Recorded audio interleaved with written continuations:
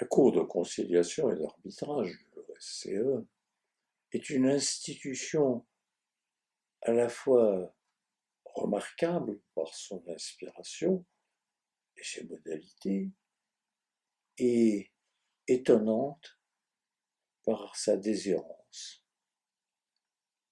Je dis remarquable par son inspiration et ses modalités de fonctionnement.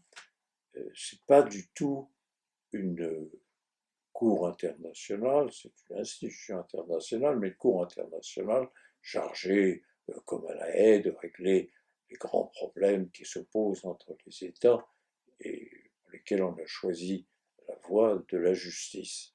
Non, il faut laisser la Cour de La Haye, aux grandes cours qui décident de problèmes majeurs de la vie internationale, comme le tracé des frontières, l'exploitation des ressources naturelles entre deux États. Il faut laisser ces grandes questions à ces cours dont la réputation égale la qualité. La Cour de conciliation et d'arbitrage, elle est née d'une préoccupation différente. Elle est née de ce simple constat au moment de l'effondrement des sociétés communistes. On a assisté à l'éclatement de certains États en Europe balkanique ou dans le cadre de l'Europe orientale. Et avec l'éclatement de ces États, je pense par exemple au cas de la Yougoslavie, mais je pourrais en citer d'autres, sont apparus des litiges d'un ordre particulier, on dirait presque des micro-litiges, l'utilisation d'un pont frontière entre deux États nouveaux, qui va les garder, quel va être leur régime,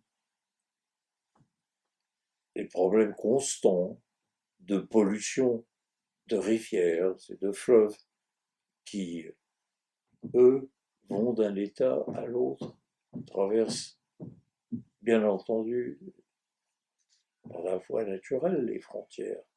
Quel régime va-t-on adopter pour les poissons et éventuellement, s'agissant des dommages causés en amont par des usines qui polluent, ce qui se trouvera ensuite être reçu en aval. Les problèmes de langue qui sont si aigus dans la sensibilité de ces peuples. En quelle langue enseignera-t-on là où communément l'une avait emporté sur les autres, mais les autres sont égales en dignité et en culture. Donc chacun veut se réapproprier et en même temps diffuser sa langue. Puis l'immigration constante qui se scrivent dans le cadre de la vie de ces États, et spécialement de ces États nouveaux, les migrants. Bref, il y a, je dirais, des litiges qui sont de l'ordre du quotidien tant ils se renouvellent, qui n'appellent pas nécessairement les pompes, les rites, je pourrais presque dire le rituel des grandes juridictions comme à La Haye. Donc c'est pour résoudre ces difficultés, ces différends, ces litiges, et qui ne sont pas de nature à compromettre la paix, mais simplement à empoisonner la vie entre les États et les peuples de ces États, qu'est née la Cour de conciliation et d'arbitrage. Parce que, en définitive, dans l'ordre international, il n'y a que deux façons de résoudre les litiges, c'est la guerre ou le droit.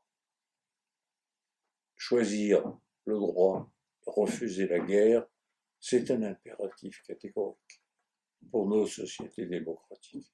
Donc, je dois dire, faisant partie des membres fondateurs de la Cour, que mystérieusement, personne n'est jamais venu frapper à la porte de la Cour. C'est un peu la belle au bois dormant, mais le prince charmant n'est jamais venu.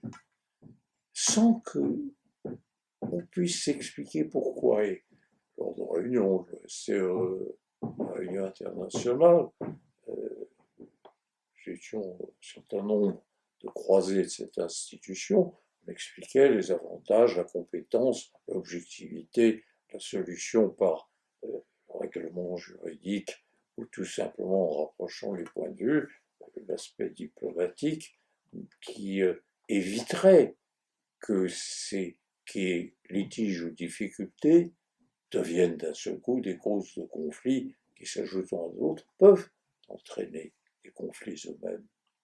Tout ça a été très bien accueilli. Et pour autant, la Belle au bois dormant restait. On saluait sa beauté, mais on passait à côté. Je persiste à penser, et je n'ai jamais eu d'opinion contraire, qu'une telle institution, si hautement qualifiée par la compétence et l'expérience de ses membres, pourrait rendre de grands services. Bien, vox clamavit in deserto. J'ai passé la main, là j'étais là, et le moment était venu de se retirer. Maintenant, nous avons des femmes et des hommes de premier plan qui prennent la relève, mais on veut, va au-delà du salut à nos successeurs, il va toujours aux États. Pourquoi ne pas résoudre, lorsque l'on ne peut le faire pour des raisons de susceptibilité nationale souvent, ou des raisons de politique interne, pourquoi ne pas résoudre des litiges qui sont, je ne dis pas aisés, mais pas impossibles, autant on s'en fout, qui sont, je dirais, voués à être réglés par une conciliation menée selon les règles du droit par les experts qui sont membres de ces cours, alors que l'instrument existe et curieusement, nul n'ose s'en servir. Je souhaite que une main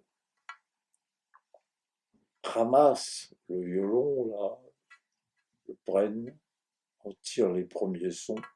Je suis convaincu que le reste de l'orchestre se constituera ensuite.